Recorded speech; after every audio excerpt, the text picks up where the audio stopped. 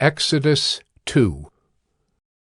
Now a man from the house of Levi went and took as his wife a Levite woman. The woman conceived and bore a son, and when she saw that he was a fine child, she hid him 3 months. When she could hide him no longer, she took for him a basket made of bulrushes, and daubed it with bitumen and pitch. She put the child in it, and placed it among the reeds by the river bank. And his sister stood at a distance to know what would be done to him. Now the daughter of Pharaoh came down to bathe at the river, while her young women walked beside the river.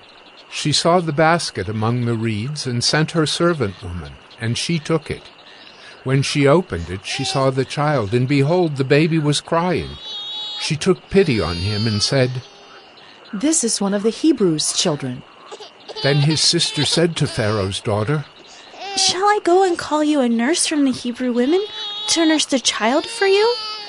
And Pharaoh's daughter said to her, "Go."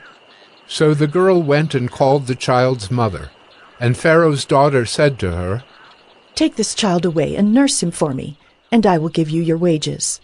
So the woman took the child and nursed him. When the child grew up, she brought him to Pharaoh's daughter, and he became her son. She named him Moses.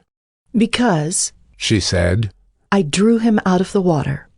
One day, when Moses had grown up, he went out to his people and looked on their burdens. And he saw an Egyptian beating a Hebrew, one of his people. He looked this way and that, and seeing no one, he struck down the Egyptian and hid him in the sand. When he went out the next day, behold, 2 Hebrews were struggling together.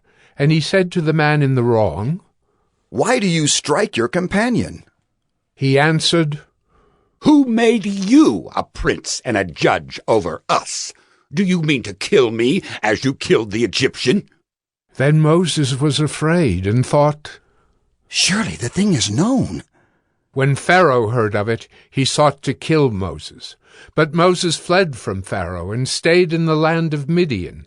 And he sat down by a well. Now the priest of Midian had 7 daughters, and they came and drew water and filled the troughs to water their father's flock.